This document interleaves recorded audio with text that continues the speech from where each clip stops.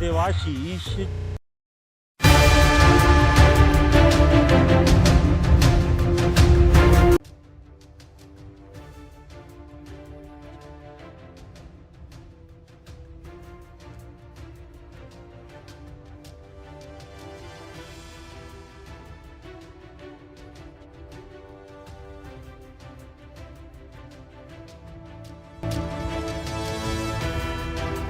केंद्रीय मंत्री अरविंद नेताम का नाम उस समय फिर से चर्चा में सामने आया जब उनको आरएसएस नागपुर के मुख्यालय में मुख्य अतिथि बनाया गया।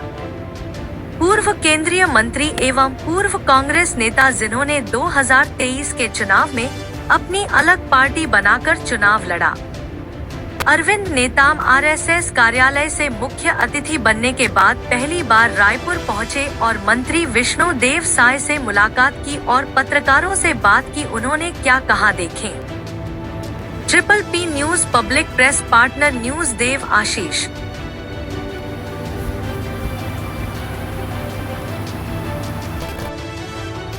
आप अपने व्हाट्सएप ग्रुप को स्क्रीन के ऊपर लिखे नंबर से जोड़े। आप हमसे 5 मिनट तक फ्री में कुंडली भी दिखा सकते हैं। पत्रकार एवं ज्योतिष छात्र देव आशीष। ऐसे वो चिंतन मंथन करते हैं। जब देश में पूरे समाज की कहीं सुनवाई नहीं हो तो ये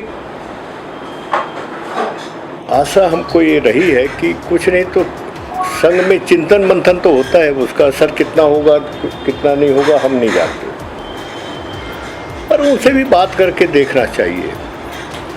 पिछले साल 1.5 साल से इस दिशा में हम समाज के लोग प्रयास करते रहे। इनसे भी बात करके, इनसे भी चर्चा करके देखें क्या मदद कर सकते हैं, और यही सोच करके हम संघ के संपर्क में रहे और इस बात का प्रयास हो कर रहे हैं कि कहीं न कहीं जो वैचारिक संघ और समाज के बीच में है वो वैचारिक दूरियां कैसे कम हो।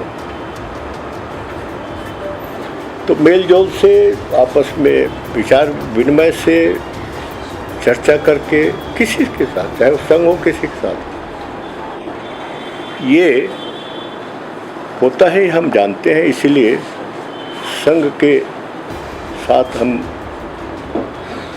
संपर्क में रहे और पिछले बार डॉक्टर मोहन भागवत साहब आए थे 5 महीना पहले रायपुर में। मेरी लंबी बात हुई थी, बहुत से मुद्दे पे तो खुल के बात हुई थी।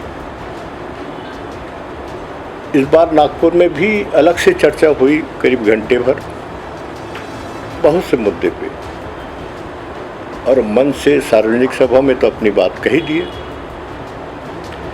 तो इस प्रकार से मैं कहना चाहता हूँ कि समाज की अस्तित्व अगर खतरे में हो रहा है और इस देश में जो भी आदिवासी समाज को मदद करेगा इस मुद्दे पे, हम उसका मदद लेंगे, चाहे वो संघ हो या कोई चीज़, कोई और संस्था हो।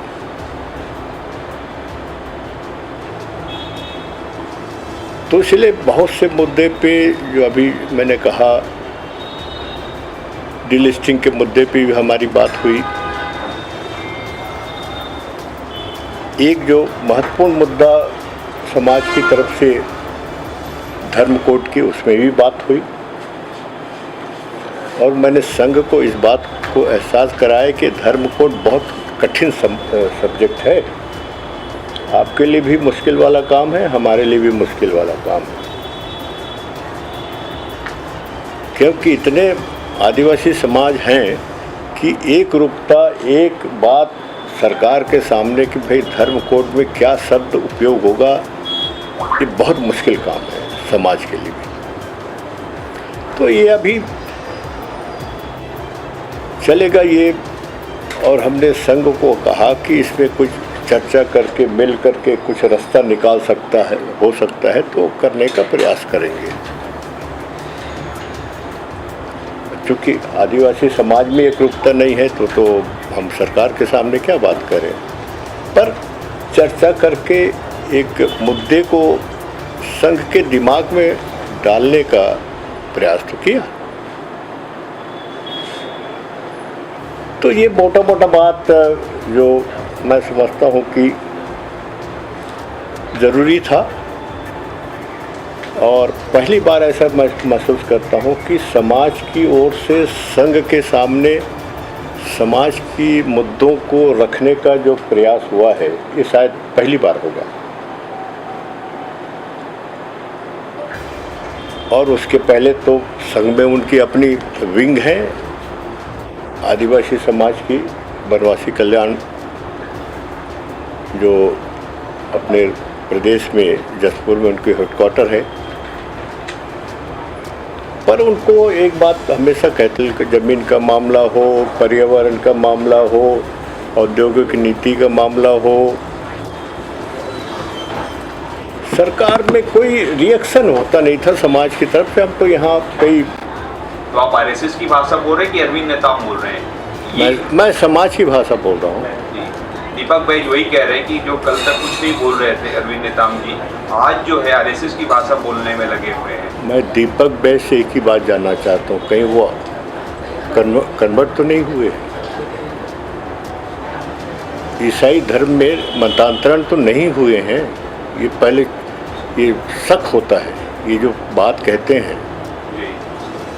मैं पूछता हूँ कि कांग्रेस से धर्मांतरण के बारे में कांग्रेस का क्या नीति है, साफ कर दें, उसमें क्या दिक्कत है भाई? आरएसएस का तो नीति साफ है कि उनके खिलाफ है। कांग्रेस का नीति क्या है, हम बताएं तो सही। पार्टी के प्रमुख हैं, हम समाज की बात कर रहे हैं, संघ की बात नहीं कर रहे हैं। और औद्योगिक नीति और डिस्प्लेसमेंट, धर्म, ये आपके विस्थापन और पर्यावरण, इसमें तो हम संघ के विचारधारा के विपरीत ही हम बात की है ना। बहुत से मुद्दे हैं जो संघ के विचारधारा के विपरीत, हम संघ को समझाने की कोशिश कर रहे हैं कि मुद्दे ये हैं, उसमें आप विचार करिए और बैठ के चर्चा करिए, कुछ उसका रास्ता निकल सकता है, ऐसा है। सर आपका भी एक लंबा जो पर्यावरण है उससे रिलेटेड, जल जंगल जमीन खतरे में है, औद्योगिकरण के कारण कारपोरेट घराने और सरकार मिलकर के जो स्थिति बना रहे हैं, उससे विस्थापन हो रहा है। और अब इस देश में ज़मीन पुनर्वास के लिए नहीं है, कहाँ जाएगा? तो हमने उसका, देखिए, एक बात हमेशा कहते हैं कि आप विरोध करते हैं औद्योगिकरण का या बड़े इंडस्ट्री का, तो हमने इस बार संघ के सामने मंच पे हमने कहा कि हम दो प्रस्ताव आपके सामने रख रहे, विचार करिए। प्रस्ताव नंबर 1, हमने उनको कहा कि आप अधिग्रहण करते हैं ज़मीन, अधिग्रहण मत करिए, आप लीज में दे दिए आदिवासी ज़मीन को। तो लीज में देंगे तो अधिकार तो रहेगा ना, तो परिवार का अधिकार रहेगा, भले अगली पीढ़ी वो उसका कब्जा मिलेगा। तो जब खदान अगर ख़त्म हो गया तो लेबलिंग कर दीजिए, फिर उसको वापस दे दीजिए। दूसरी बात मैंने उनको कहा कि ये जो आपके विस्थापन के